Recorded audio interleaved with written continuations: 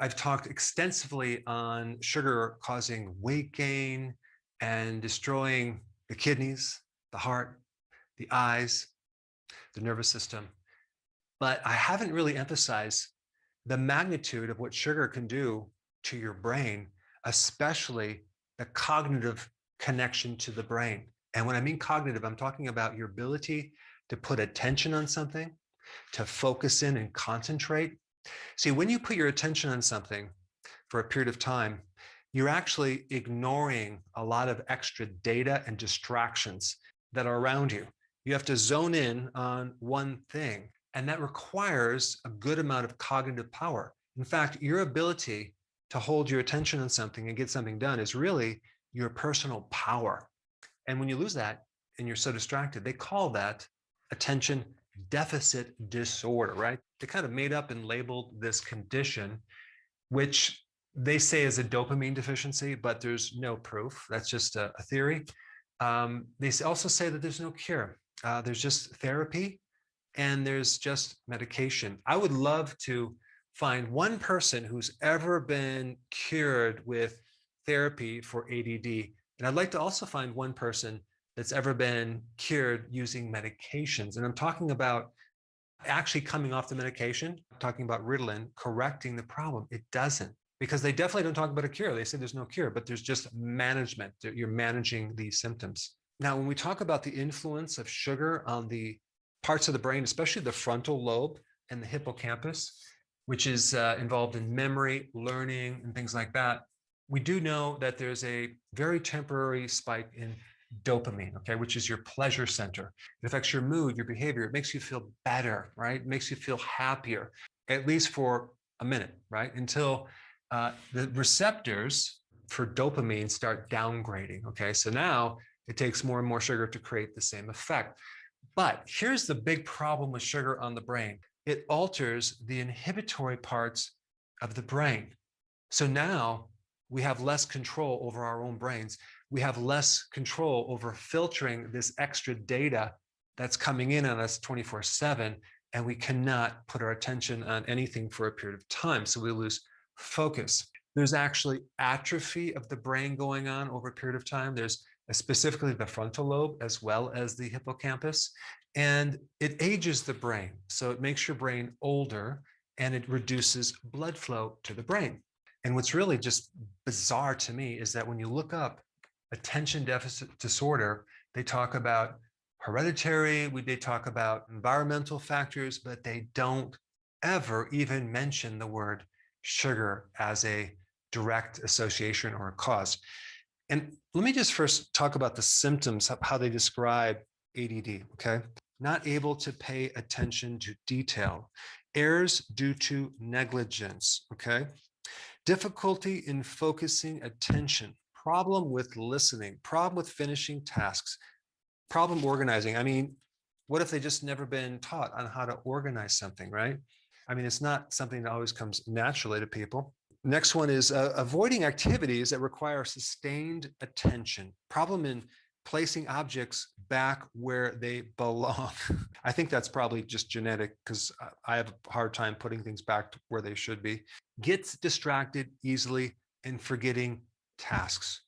I think this describes the entire population, right? And then how did they come up with this diagnosis? Well, they actually got together in a room and they voted on this. Say there's no objective test, there's no blood test, there's no anything. It's all subjective. Now, since we're on the topic, let me just throw in one little thing on attention deficit hyperactivity disorder, right? This is like, wow. Increased mobility of limbs, the child playing with his hands and feet. Inability to stay seated for a long period of time. I mean, who can sit down for a long period of time? I don't know. I think that's everyone has that issue. All right, 3, running and climbing excessively, even in situations when this is not appropriate. I mean, isn't this normal for a child? Number 4, difficulty playing quietly. So in other words, what you're saying is when you're playing, you have to be quiet. That's normal. I think there's a problem with that. All right, and last one is speaking excessively. That's a problem. I think it's a problem not speaking too much, like you have someone too quiet versus someone that just likes to talk. Wow, incredible. So this is how they diagnose it, but then the treatment is Ritalin, right? Ritalin apparently is supposed to increase your dopamine, but it has some slight minor side effects, which I want to read right here. Tachycardia, high blood pressure, headache, insomnia, anxiety, weight loss, dry mouth, abdominal pain, heart problems, psychosis, and death. Okay. And then also withdrawal symptoms, depression, dissatisfaction with life, exhaustion, nightmares, and suicide thoughts. And even the World Health Organization, which I'm surprised they even say this, but says the evidence of benefit versus harm is unclear. I mean, to me, it looks like there's a lot of harm going on when people get on Ritalin and trying to come off of it. Of course, if we want to learn more about this sugar, we want to go to the experts, the Sugar Association. Okay. I think it's sugarassociation.org. What they say is, as long as you practice moderation and portion control, you can have your cake and eat it too, right? But what really gets me is there's two things that they say that are completely lies. Okay. Number one is they say carbohydrates are the number one source of energy in the body. That's absolutely not true, right? You can run your body on ketones, actually way more efficiently. So positively not true. If you run your whole body in sugar for a period of time, you're going to have a lot of health problems. And the second thing they say is sugar is essential for the brain. Okay. No, it's not essential for the brain. If you stop eating sugar, your body will start making ketones. There are certain parts of your brain that need sugar, but that can come from your body's ability to make sugar. This is why our livers can do what's called gluconeogenesis. Okay, this is a normal thing. If our body needs a little bit of sugar, it can make it. We don't need to have sugar. So this is false information. All right, so what is the solution? Stop sugar. If you have kids that have a problem with attention deficit disorder, I'm not telling you to get them off the medication, but I'm just saying, if you stop the sugar, you're going to find that they're going to start controlling their behavior a lot better. And the easiest way to come off sugar is to replace it with an alternative sugar. I would recommend sugar alcohols like xylitol, erythritol, monk fruit, stevia. I will put a link down below of all sorts of recipes. And honestly, it's basically the same sensation of sweet, just without being sugar. And then that way it makes it easier. But to be able to get rid of the cravings for sugar, you have to stop sugar.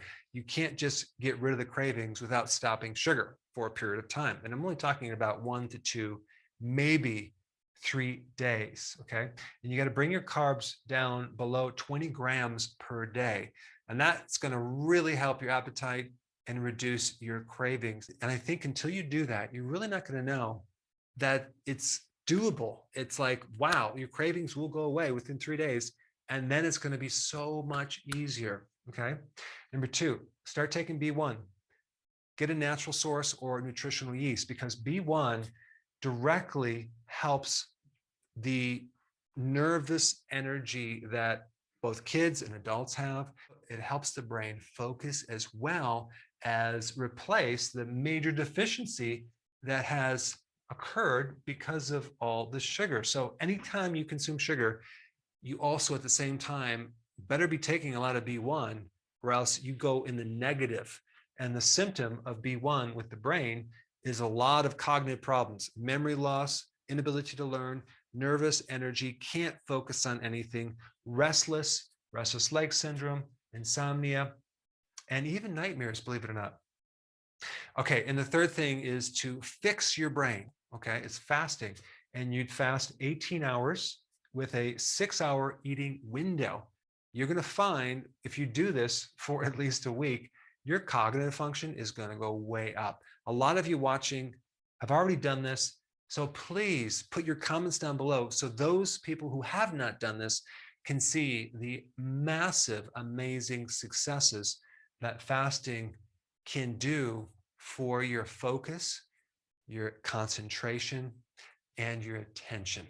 On that note, let me put up a really good video on how to do intermittent fasting. It's right here. Check it out.